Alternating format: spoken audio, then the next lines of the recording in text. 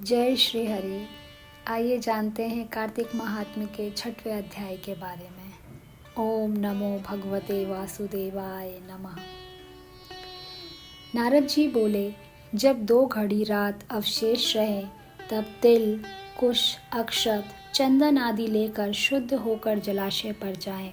नहर की अपेक्षा क्रम से 10 गुना झरने में, झरने से 10 गुना नदी में और नदी से 10 गुना संगम पर स्नान करने से फल कहा जाता है और तीर्थ में स्नान करने से इसका दुगना फल कहा गया है। स्नान के पूर्व विष्णु भगवान का ध्यान करके स्नानार्थ संकल्प करें। फिर तीर्थ में उपस्थित देवताओं को क्रमशः अर्घ्य, पाद, आचमनीय आदि देवे अर्घ्य मंत्रार्थ।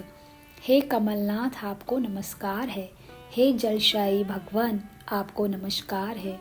हे ऋषिकेश, आपको प्रणाम है।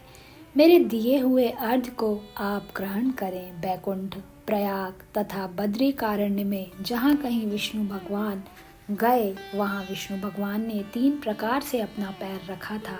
अतएव जहाँ कहीं विष्णु भगवान ने अपना चरण रखा वहाँ पर ऋषि, वेद, यज्ञों के सहित समस्त देवता मेरी रक्षा करते रहे। हे जनार्दन, हे दामोदर, हे देवेश, आपको प्रसन्न करने के लिए मैं विधिवत कार्तिक में प्रातः स्नान करूँगा। हे दामोदर, मैं आपका ध्यान और आपको प्रणाम करके इस जगह जल में स्नान करने के लिए जा रहा हूँ। आपकी कृपा से मेरे समस्त पाप नष्ट हो जावें। हे हरे, कार्तिक मास में व्रत तथा विधि पूर्वक स्नान करने वाला मैं अर्घ्य देता हूँ।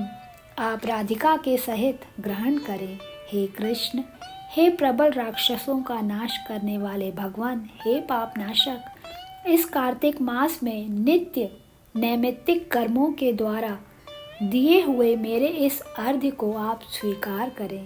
कार्तिक स्नान का व्रत करने वाला भागीरथी गंगा, विष्णु, शंकर तथा सूर्य का ध्यान करके जल में प्रवेश करे और नाभि पर्यंत जल में खड़ा होकर विधि पूर्वक स्नान करे। गृहस्थ तिल और आंवले का चूर्ण लगाकर, विधवा स्त्री तथा यति तुलसी के मूल की मृत्तिका लगाकर स्नान करें। सप्तमी, अमावस्या, नवमी, त्रयोदशी, द्वितीया, दशमी तिथियों को आंवला तथा तिल से स्नान ना करना चाहिए। प्रथम मल स्नान करके पुनः मंत्र स्नान करें। स्त्री और शूद्र वेदोक्त मंत्रों से स्नान ना करें, उन्हें पौराणिक मंत्रों से स्नान करना चाहिए। स्नानार्थ मंत्र जिन भक्त भावन भगवान ने देवताओं के कार्य के लिए 3 प्रकार का रूप धारण किया था, वे ही पापनाशक विष्णु भगवान अपनी कृपा से मुझे पवित्र बनावे। विष्णु की आज्ञा से कार्तिक व्रत करने वालों की समस्त इंद्रादि देवता रक्षा करते हैं, अतः वे सब मुझको पवित्र करें। बीजों, रहस्यों तथा यज्ञों सहित समस्त वेदों के मंत्र, कश्यपादिक ऋषि, इंद्रादि समस्त देवता मुझको पवित्र करें। गंगादि सभी नदियाँ, संपूर्ण तीर्थ, 7 समुद्र और समस्त जलाशय मुझको पवित्र करें। अदिति आदि सती, नारियाँ, यक्ष, सिद्ध, सर्प, सब औषधियाँ, तीनों लोक के पर्वत मुझे पवित्र करें। इन मंत्रों को कहकर स्नान करने के पश्चात व्रती हाथ में पवित्री धारण करके देवता, ऋषि, मनुष्य तथा पितरों का विधि व्रत तर्पण करे। कार्तिक मास में पितृ तर्पण करते समय जितने भी तिल तर्पण में रहते हैं उतने वर्ष पर्यंत व्रती के पितृगण स्वर्ग में निवास करते हैं।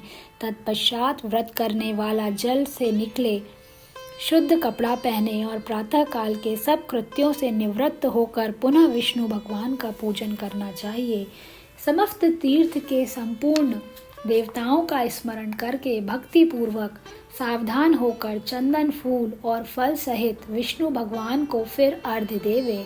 अर्घ्य मंत्र का अर्थ नियम से पवित्र कार्तिक मास में मैंने स्नान किया है। हे विष्णु भगवान, राधा के साथ, श्री राधा के साथ आप मेरे दिए अर्घ्य को ग्रहण करें। तब चंदन, फूल और तांबुल से वेद के पारंगत ब्राह्मणों का श्रद्धा पूर्वक पूजन करें और बारंबार साष्टांग प्रणाम करें। ब्राह्मणों के दाहिने पैर में तीर्थ रहते हैं, मुख में वेद और समस्त अंगों में देवतागण निवास करते हैं। ब्राह्मणों की पूजा करने से उन सभी की पूजा हो जाती है। इस भूतल में विष्णु भगवान गुप्त रूप से ब्राह्मण के स्वरूप में निवास करते हैं। अपने कल्याण की कामना रखने वाले लोग इनका ना अपमान करें और ना इनके साथ विरोध करें।